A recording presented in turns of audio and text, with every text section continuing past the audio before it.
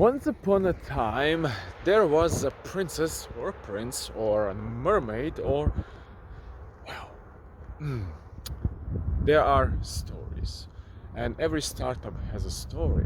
And if you want to tell your story, if you want to present yourself as a startup, if you want to showcase what you do, there are certain rules, or let's say there are certain aspects that you need to convey to either investors or to the people who are buying your product or services. And as a startup founder, sometimes it's really hard to get out of that mindset that you know what you're doing and it's cool for you, it's cool for your people around you, everybody understands. But when you get to the point that you need to tell that to investors or some kind of a pitching competition or something like that, maybe, just maybe, you realize that you need a little bit help there. So there are several people in the world that can help you with that. One of those cool guys is, or gals, but he's a guy, and he's actually here in Croatia. Although he's not from Croatia, Peter Hopwood is helping startups to tell their stories, to tell their life work in a meaningful way. Not that their work is not meaningful, but to actually present that, to appeal to not just themselves, because I know what I do, but I know I'm biased. I need to present that to people around. He's been on, I don't know, I don't know how many pitch contests, I don't know how many elevator pitches, whatnot pitches, and he helped many startups in refining and trying to bring that story to people. I wouldn't say like only investors, but actually to people, to people who are going to use those products, those services of those startups that he's helping. So it's an interesting talk we have today. Check it out, and check all the links that we're going to post here. That there will be several links about Peter that you can check. Contact the man, he will gladly help you, and let's see what we can grow from this. Sometimes it's that kind of a mindset that you know what you do, you're gonna tell it all the best. But sometimes it's just like, I'm former radio host, so I can talk all day. But sometimes even I need editing here and there. And this is Startup Rant, so I'm ranting, but you can listen and enjoy and learn and share and do whatever you want. Let's grow together. Startup Rant.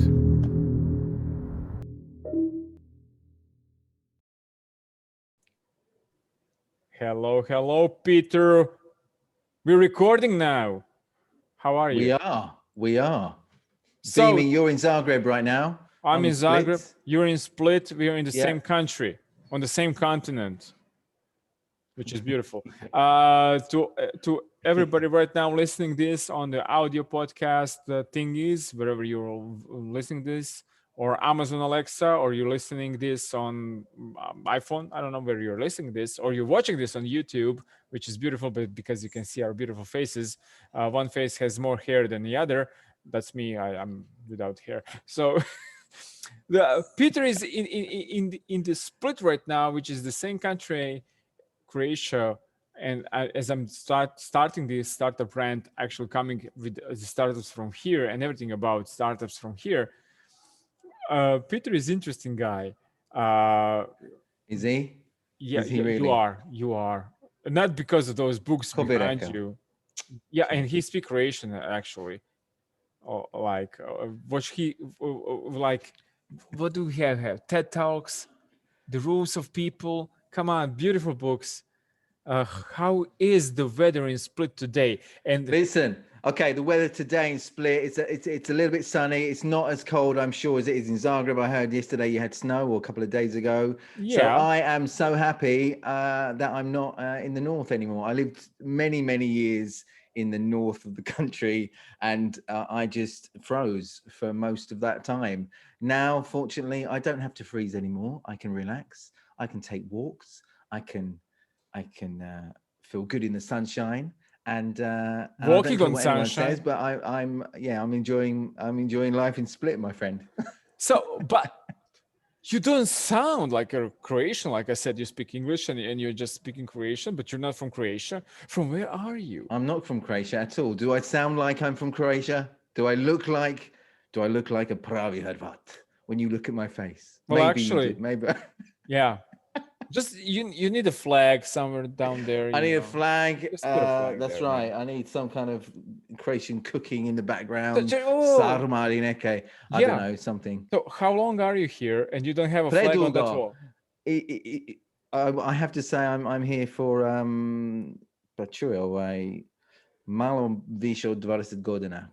20 years, mate, and Yeah, you 20 don't years, have a 20 years. flag there. So I started in Rovin. I lived there for a few years in Rovin and had a wonderful time. And then I moved to Varaždin, and I stayed there for about 14, 15 years. 2 children, 2 glorious girls, Varaždinke from Varaždin, obviously. And last couple of years, about 3 years or so, I'm now in Split. So very different. All those 3 places very different. Different types of, we could even say, culture in those areas: Istria, Varaždin, and Dalmatia. And I live here now, and quite happy. And I do my work. Most of my work is not in Croatia; it's abroad. So I coach people. I help people stand out. I help people to create their stories and to feel confident in creating those stories and deliver those messages in the right way. So that's what I do here in Croatia. So we're gonna end this call right now because the guy just right now, the Peter that I mentioned, said that he was around Croatia, but he never been in Slavonia, from where I'm coming from. No, So check it. No. I have been to Slavonia you've been many you've been times. in Check it. Slavonia. Odkud si ti točno? Slavonski Brod. Slavonski Slavonski Brod. Brod. Yes. Brod, yes, I've been there quite a few times. Okay, then we can continue this conversation, right? And joking, people. Of course, I'm not. Have you? So Novogradiška. You've been to Novogradiška? Of course, that's the neighborhood. Of course you have. Well, Yes. listen. The first time I went to Novogradiška, this was many years ago. I was actually doing a workshop in the school there. Okay. I was told. So the first thing I heard as soon as I got there, I was told a little bit about Novogradiška, and apparently at the time, Novogradiška was voted the most depressing place to live in Croatia. Well, don't go to Slavonia that much. Listen, I didn't say that. The people of Novogradiška told me that. Well, so you're not from there. You're not from there. You're from Slavonski Brod. Yes, and I'm sure. But that's why many people from Slavonia just I don't want to rain on anybody's parade right now. But in Croatia, hello all listeners around the world, because I think that actually with all my guests. With you, I'm mostly talking about right now about Croatian heritage and geography. But yeah, Slavonia is a bit a place, a huge place, with all the cities and everything that can be voted. Even Novogradiška. Yeah, no, I mean, that was just No.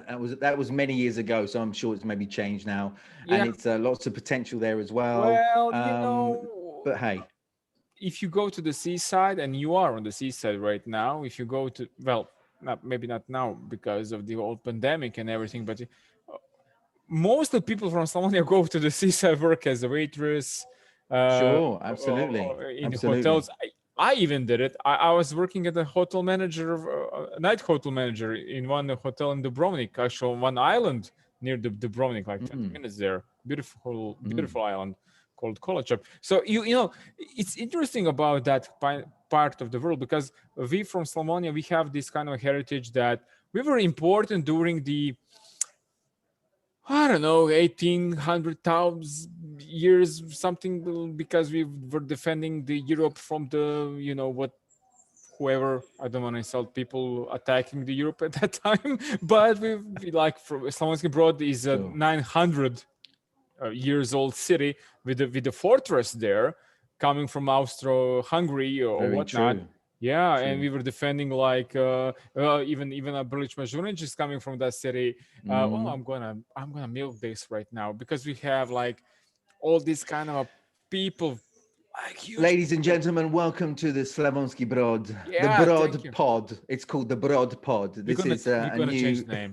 Yeah, yeah, we're gonna Brod change the name. Pod. So you deal with presentations, and I think that you might notice that I present uh, my city in a way that's a little bit I hostile, wasn't expecting I maybe wasn't hostile. expecting to talk about Slavonski Brod for most of Yeah, this yeah. podcast, but hey, But I'm happy. how is important presentation is for the startups? Oh yeah, this podcast is still called Startup Rant. We are talking about startups. So you work with the startups not just here in Croatia. You're actually working more with the startups and companies outside of Croatia, but you're based here. But how is presentation work for startups? Is it just enough to like, oh, here you go, I have an idea, Mm, or mm. how to present that? Listen, it's far more than just delivery. It's far more than just presenting your idea. It's pretty much everything you do goes towards that presentation, that pitch, that persuasion, the influence, getting people to really buy into your idea, but more importantly, to buy into you, to trust you, to feel comfortable with you, to know that you're somebody that maybe, you know, actually we could work with these people. We could work with these people because they're going to commit to the idea. They're passionate about the idea, and that they own the idea. So it's far more than just at the end of the day, just okay, having a few presentation skills under your belt and then sharing them when it matters. So yeah, you're right. I mean, I work with lots of accelerators abroad in the Middle East, around Europe, companies as well that are looking to really share their story in the right way to get people to invest in them, to get people to trust them, and to help them move forward. So it's not always about investment, but it is always about getting people to understand what you're about, your story, what it means, and how it can actually move forward as a brand or a concept. So yeah, very important indeed. A lot of the time, the first time I meet a startup, or I meet a company, or I meet a pitcher, a founder, we spend a lot of time just really talking, and me listening, asking the right questions to really find out, what is the story? What is your story? Why should somebody trust you to share that story? Why are you doing what you're doing? So all these things, all the kind of backstory can actually create the right story for people to engage with you, listen to you, and follow your story, and be influenced by you. And I must say, I just love that because from perspective of somebody like myself who has a startup, who's co-founder of a startup, you get involved in your own perspective of the story, right? And when what you right now just said, you ask the right questions. Now somebody could say, "Oh, what are the right questions?" But actually, somebody who is from the outside, you might heard, uh, startup pitching from Uber to some little Slavonian startup. Doesn't matter, but you actually can say, okay, I hear you, but what are you actually saying? And from the startup perspective is like, no, I'm saying this and that, but if you don't understand what I'm saying, do I need to think a little bit more about that? So you've been part of the Croatian startup ecosystem to various competitions and things like that. How good, how are the startups prepared from this part of the world to present not just on the competitions here in Croatia, but actually to the world? Because we know that there are not so many VCs available here in Croatia. We need to Mm, tap into the other uh, uh, uh, means of presentations and to showcase our works outside. How well are creation startups prepare for that? Do they need to work a little bit more on that or not? Listen, from what I've seen, very good. Many are, there's the good, the bad, and the ugly. So there's a bit of everything naturally. But in terms of the advice, in terms of what I would say to startups here, any differently from anywhere else, not much difference at all to what I would share to startups in Bahrain or in Jordan or in LA or in London. The same principles apply. You really need to make sure that everything is very clear, that you are clear in what you are sharing, the story to be clear. And a startup here in this part of the world is no less credible, no less worthy of investment, of attention, of media attention, of traction than pretty much anywhere else. At the end of the day, if you've got an idea, and together with that idea, you're the right person or the right team to take that idea forward, those two things are what's going to get traction. Those two things are what's going to get people to start questioning and start getting people curious about what you're doing.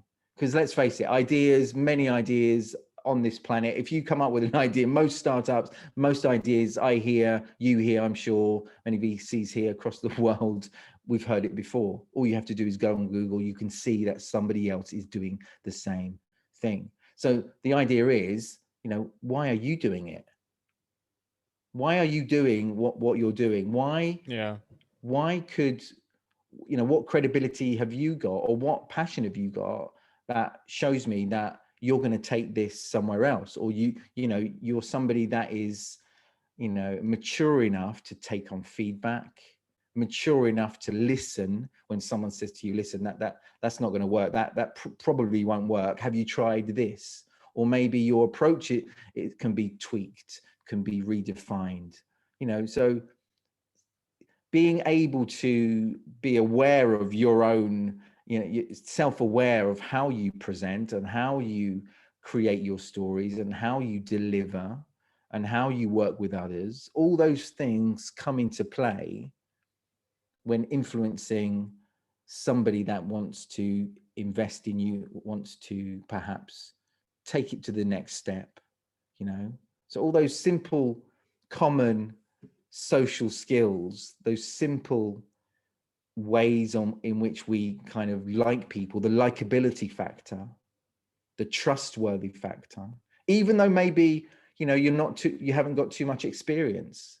If you show that you're willing, if you show that you're dedicated, you're not just going to give up after 6 months or a year or however long it is.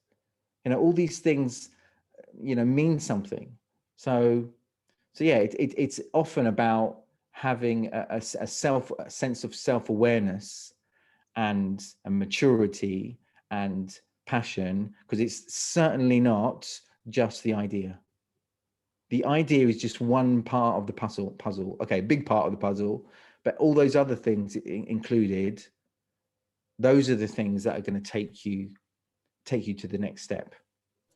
And it's interesting how you say this, because you can go right now, Google, like, startup pitching, whatnot, and you will get this kind of like, you do this, you need to yada, you need to mention team, you need to business plan, but you have 3 minutes, like, elevator pitch or whatnot. What I like about your approach, or what I saw is, and what you said right now, is that, and it's really interesting for me, because it's really like um, you know resonates with me, because there is a story right now. I can be Elon Musk, I can say, oh, I have this kind of a startup, it's cool because it's aimed to colleges, and we will go and do this and that connection with all the people, but just blah blah blah. Or I can go with the Elon Musk thingy, and I say, oh, we gonna create a cool car that goes on electricity because I just have enough money, and I just bought into this kind of Tesla company. Or I can be Mate Rimac and say, no, I will have 5 cars and they will gonna be fastest in the world, But that's my story, and I'm gonna present that. And that's how, like, how you what you said right now, approach to like tell your story. Do you think right now, with all of this pandemic, this is something that you and I didn't discuss earlier on, but the pandemic is real, especially in the 2020. Do you think that it is a little bit harder for startups to present to somebody over these kind of meetings that are online, or you think that like people could just do something else, like, I don't know, try to mitigate that with more info in the documents? Because Yeah. Okay. So I think yeah, I like this talking, even with the startups, even with the, sorry to interrupt, but just to like rant a little bit, with VCs, like this kind of, it's not a personal connection, but it's still kind of a personal connection more than yeah, just, here you go, there's a kind of yeah, tons of document, read through it. yeah. Yep. So naturally, in this environment we're in now, it's really difficult to get us to make ourselves stand out more. We can't. It's really difficult to do that because there's so much noise. Everything is pretty much online. Our distractions are really high. Anything we look at on a screen usually drains us if it's not engaging. All right, Netflix on a screen, mobiles on a screen, Facebook on a screen, all those things are designed to try to be engaging. So us as pitching online, let's say, or a meeting or a webinar, whatever it is, has to be engaging, otherwise band would just turn off. So yeah, it's trying to make our way through that noise is really, really difficult. But if we think about what I mentioned a little bit earlier on, in terms of people are buying into you, getting to know you, the more they can get to know you and hear you, feel you, see you, understand more about you. And the best way to do that is often video and your voice. So if we think about a podcast, this is great. This idea here is good. So if let's say somebody wanted to Thank is you. curious about you, right, Miro? They click, they're curious about what you do. If they heard this podcast first or saw this on YouTube, and they saw 3, 4, 5 different episodes, maybe snippets, maybe small bits, or they heard, maybe they see comments on LinkedIn perhaps, and they get to know you over time. They get to know you a little bit better. They start to understand you. They start to see you. All these things help us make that decision in our minds, whether we like you, whether we want to trust you, whether we want to maybe connect with you. And it gives you a better chance. It just increases your chances. It doesn't mean that you will be liked or be trusted. It just puts you out there more. And we see a lot of startups are doing this. A lot of accelerators and a lot of incubators are doing this. Companies as well. They're doing their own podcast. They're getting on podcasts as guests as well. They're filming different clips for Facebook, for social media, for LinkedIn, for Instagram. All these elements can really help you stand out, can really help people get to know more about you, more about your brand, more about what you stand for. And they don't have to like you. That's your aim, obviously. But if they don't Well, like you, but if they don't like you, that's okay as well. People have the right not to like us, not to trust us, not to buy our services. They have the right to reject us. That's okay. But if we can think about the elements where we stand out and where we can show ourselves even more, then this can only be a good thing. So the answer to your question is yes, it's very difficult, more difficult nowadays, because we don't have those meetings. We have everything here in this box here. If you do that right, if you can really make it work for you in terms of your virtual engagement, in terms of how you present yourself, how you show up online, in a live webinar or a podcast like this, or in a video or video interview, or just videos of yourself speaking about a certain topic. All these things can really help people get on board with you and start to listen to you more and be curious about you. And I'm curious right now about something that's called coaching, because you provide that. And I think, that's my opinion, that startups should never stop presenting themselves. Oh, I did this and I'm just got money from VC. Now I'm done. But should we, as a startup world, because I'm part of a startup world, because I'm a co-founder of a startup, and I try to be on many podcasts, try to be on many TV shows, and present what I'm doing, because that's my livelihood, right? To present that. Should we just say, and I know what I know and that's it? Or should I, which I mean, even I, as a radio host that I was working before as a radio host in like 20 years something, I still think that there's a room of improvement, because time changes, how to approach somebody, how to talk something. Absolutely. Yeah. Constantly we need to improve, we need to move forward. Things are changing, we have to adapt. I look at myself over the last year, 2020, a big change in what I'm doing, apart from having, something like 30-40% of what I do online last year, at the beginning of last year. Now it's pretty much everything I do is focused through the screen and through the camera. So you have to adapt. You have to adapt and keep moving. We all know that self-improvement is a great thing, is a good thing, and we have to keep going. And when we get to a stage where we really think, well, we don't need to learn anymore, we let our ego take over. Unfortunately, a lot of people do that. Yeah. Unfortunately, here in this region in Croatia, that we see that maybe a bit too much than we should. Okay, but understanding that experience is a good thing, but you cannot just rely on what your experience in the past. You cannot rely on your title. You cannot rely on always that perception of others, however good or negative it may be, to define how you're going to move forward. So you really need to keep thinking of how you're going to develop. Coaching, like public speaking, speaking on stage or virtually speaking, you have to practice that. You have to develop that. A lot of speakers, right now I'm helping quite a few speakers that are on stage. They are fantastic. But when it comes to a virtual world, very different. There are so many small things, nuances you have to change and have to adapt to if you really want to have an impact on screen. So, regardless of your age or experience, what you've done in the past, the perception of you, even if that's very high, of others, don't let that fool your own brain and your own ego, because you need to keep moving, and you need to keep that steady muscle, the speaking muscle,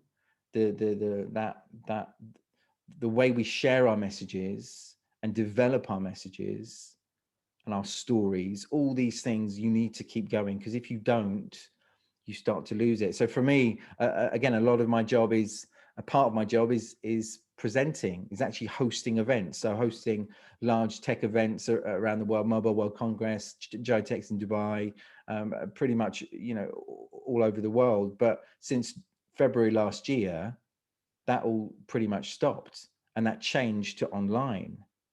So that skill of being on stage and managing the stage, managing the audience, creating that right emotional temperature in the room, I've had to adapt and work out how I'm going to do that online.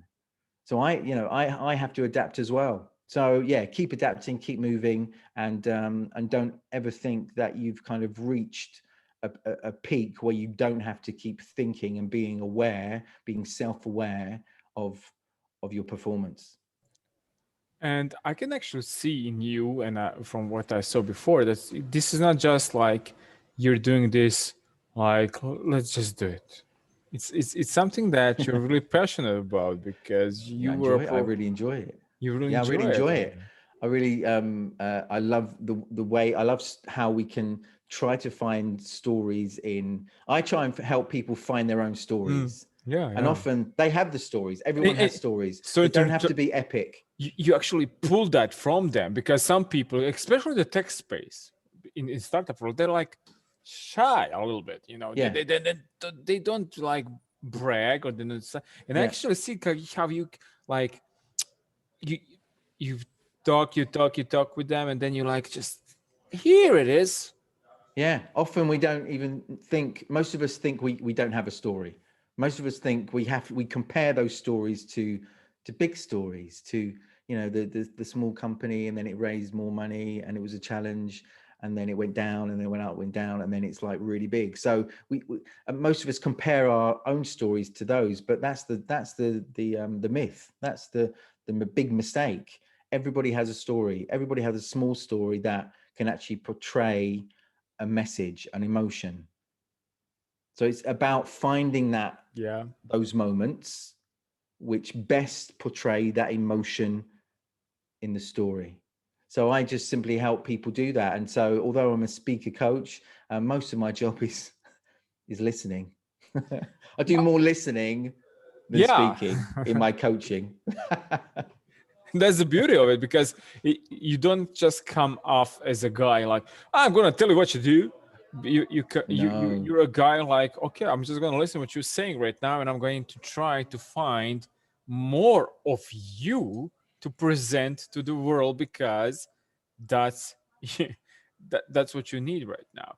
Okay, so um, if you want to like wrap this up right now, what would be your message right now to the startups? Would that message be like take 1 week and perfect that 3 minute pitch and that's it, or work on it, work with the people like yourself, like with you, like how to actually bring that story, what you're doing, and the story can change because in the startup role we can pivot, we can see what's working, what's not working really quickly, snap fingers really quickly, and how to actually integrate that in our own story and how to showcase that to the world. Um, I think I think that as you were speaking there, what came to mind really, and something that we don't see too much of, and we don't maybe focus on enough of, is the element of emotion. All right. So when we hear data, if Yeah. we listen to somebody, we listen to information, we listen to data, we listen to things that have happened, we listen to figures, we listen to how great things are. But you know what? All of that goes inside our brain, and before it hits the logic side, it has to hit the emotional side. Also, it's almost like the emotional side of our brain is a filter, is a door that lets in the logic, right? So what you have to share has to start with emotion. It has to start with emotion, and Mm. once you've hit that Mm. emotion, then you start to be curious, and then you start to let that inside, and then you start to feel, and then you start to agree or maybe disagree. But it touches parts of the brain that says to yourself, I'm going to listen to this, I'm curious, I want to know more about this. Yeah. And then you can flutter and sprinkle some logic, and then back to emotion, back to logic. So the more emotion we can share, especially at the beginning, that's the time where you can bring people into your world. And the best way to do that naturally is start to share a story, start to share a moment. It doesn't have to be, you don't have to call it a story, but it could be moments that you've experienced and there was emotion connected with it, and sharing that, and explaining what happened, explaining how things went, explaining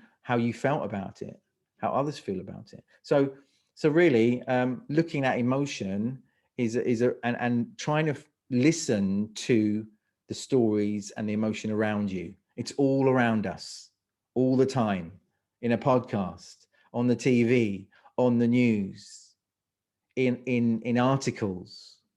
You can constantly hear stories and moments of what happened to people. We want to listen.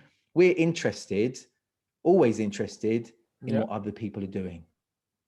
We want to know what other people are doing. Anything about other people and what they're feeling or doing, we want to know. Trash, gossip, that's what it's all about.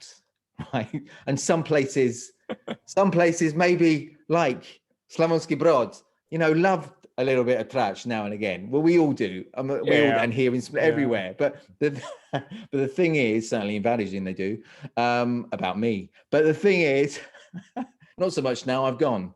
I was maybe the flavor of the day, news of the day now and again, but now I'm here. But I'm undercover here in Split. But anyway,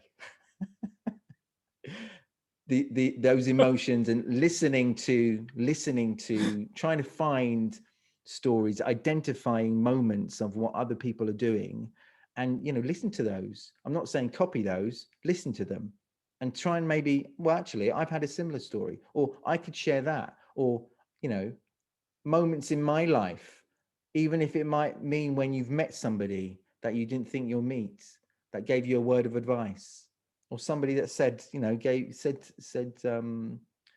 surprised you when they did something out of the blue, but there was a reason for that, or something that happened, you don't know why it happened, but you look back and think, actually, that was something that happened by fate, which helped me Yeah. to move in the other direction. So yeah, looking at stories all around you and really finding that emotion. Beautiful. I just like that because, when I was young, I was trying to write some poetry. I was trying to, how, when a teenager, you are into everything that brings the girls, right? So, so, but what you're saying right now is the story is important, and everybody has a story. Maybe they don't realize that they have a story. Maybe they think that their story is bland, that their story is blank, that their story is like lame. But actually, with the people like yourself, you try to showcase to the people that, listen, what you just right said to me is kind of a material that we can build on and create something to present what you're doing right now to the world. Peter, thank you very much for this. Thank you for sharing your thoughts and what you do with all the listeners and viewers of, which I hope there will be many, on the Startup Rant podcast. And I hope we will hear from you soon, and we will talk and maybe even meet on some kind of a stage Yeah, and do some kind of stuff together right now. They're like, this is a story of a startup rant right now. absolutely. Listen, bilo mi je drago I s izuzetnim zadovoljstvom. I'm sitting here very happy and glad we've had this conversation in this chat as well. We did it all in English, which is great. And Yeah. not that I would, no, it's not good not good enough for to do it all in Croatian. But there Well, is one word. Listen, I have to tell you, Miro, there's one word, right? So which there's one? one word that I think I can say better, even better than you. A Croatian word. I'm gonna put my money where my mouth is. Yeah, you're looking at me thinking, yeah, go on then. I did. It's okay. Do it. So there is one word, and I think I can say it quicker and better than you. I'm listening. You want to hear it? You want to hear Yeah. it? Okay, ready? Me Here and it comes. whole world is listening like how one It's guy. actually not really a word I can use ever.